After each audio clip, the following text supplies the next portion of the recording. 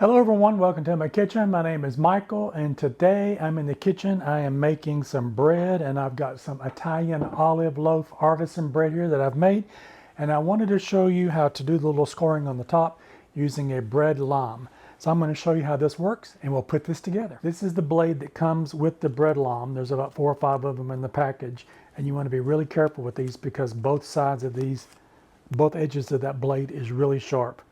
And what you do is you just take it and in your hand just bend it back like that, and then you'll take the tool that came with it and you'll run it in one of the edges all the way to the other side and then let go of it.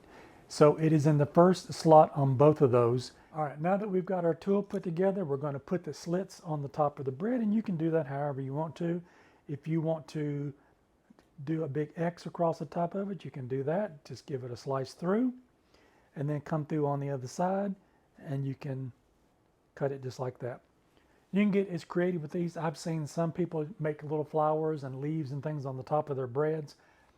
I'm not that creative yet. Maybe with some more practice of this thing I can get a little bit better with that.